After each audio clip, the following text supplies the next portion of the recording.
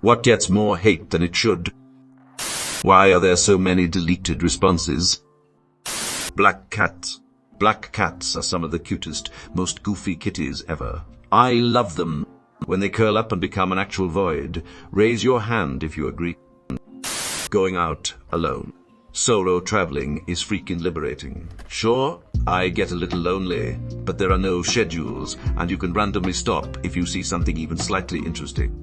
I do this all the time. I'll go for a few drinks just to get out of the house, grab a beer, sit outside to enjoy the weather, and smoke a cigarette. Occasionally, I'll run into people I know and they try to invite me on for their night, and I'm like, I'm good man, just having a few beers.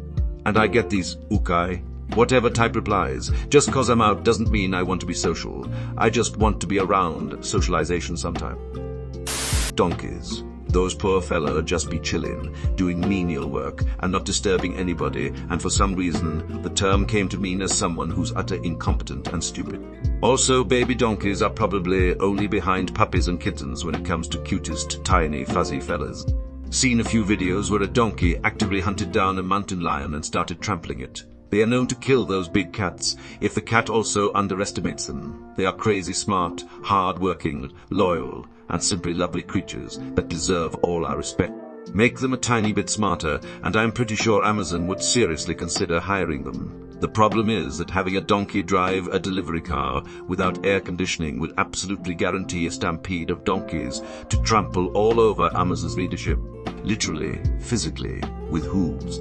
I don't think donkeys really care what we think of them, which is ass backwards. Donkeys are so much smarter than horses, it's actually ridiculous. Donkey brains is an accepted term for a mental evaluation diagnosis. Crows. Crows are the best. Gotta respect an animal that'll tell its friends about you if treated well or fuck it over. They are just smart motherfuckers. Say it ain't so. I like crows. Not wanting to drink. When you tell someone that you don't drink, most of the time they act like you just told them you juggle heads in your spare time.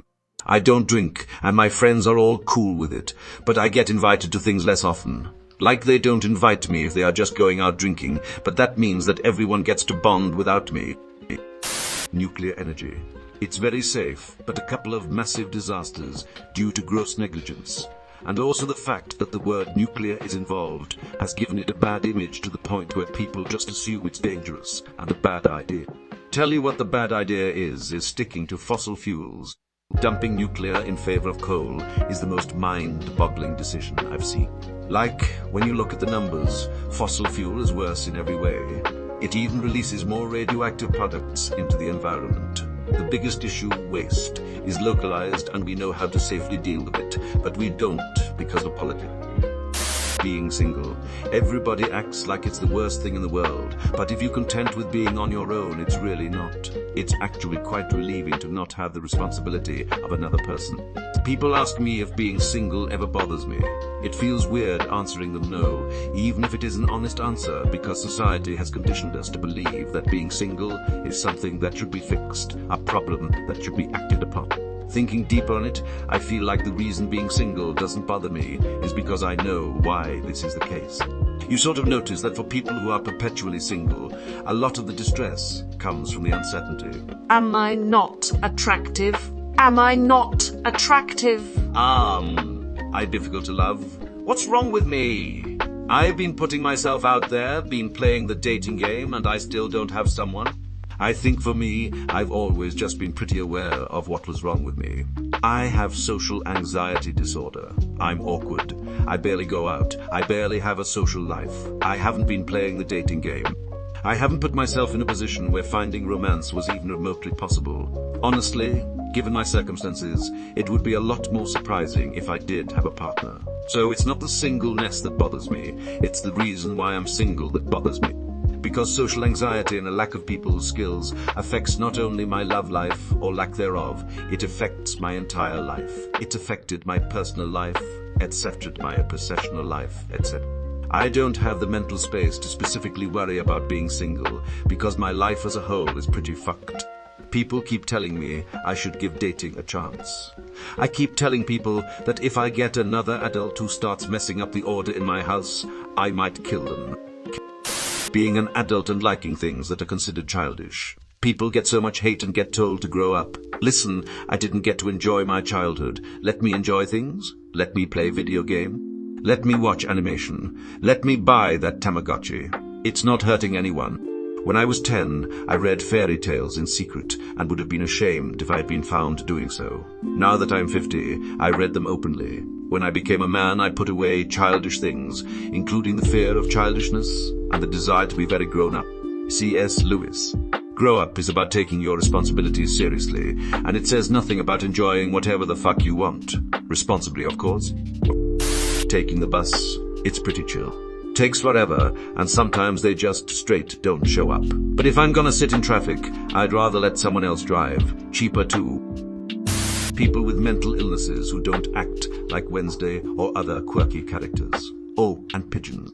I think people who over-romanticize the quirkiness or genius of mentally ill people should watch The Devil and Daniel Johnston. He's a singer, songwriter who created a lot of rough-sounding but low-key brilliant music.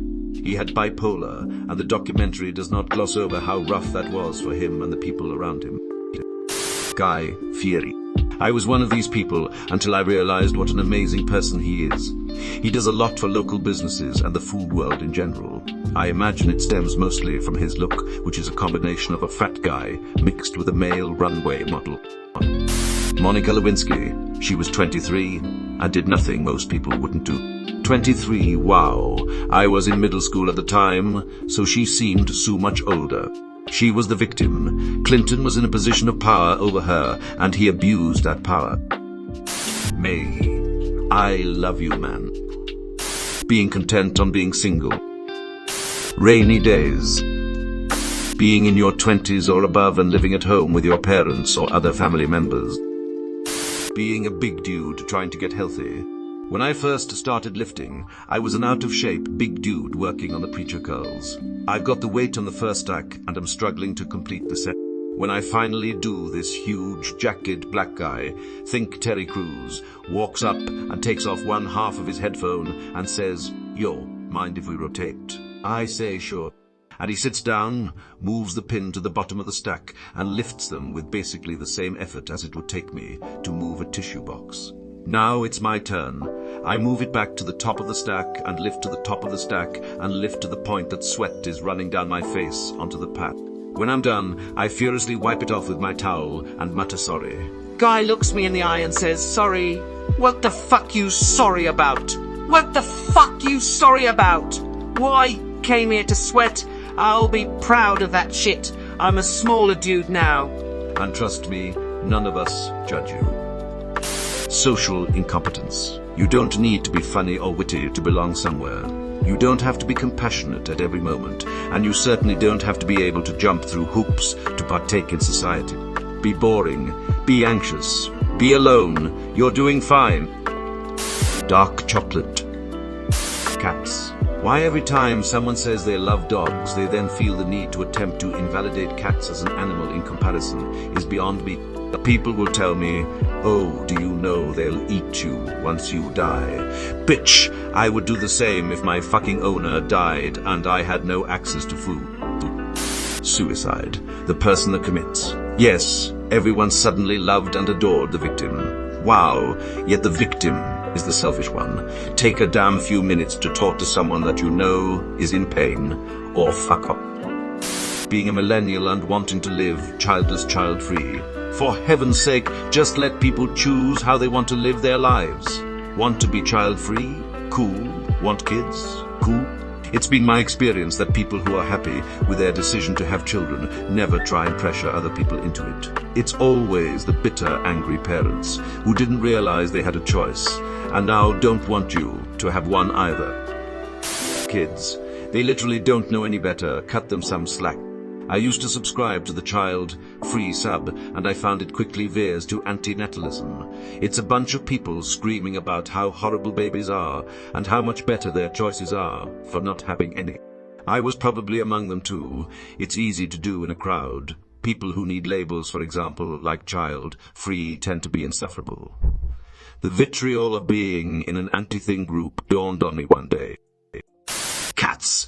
Lol, I love cats, but my God, anytime it gets brought up, people are so quick to say how they hate them. It always throws me off. I never hear quick reactions to people liking dog.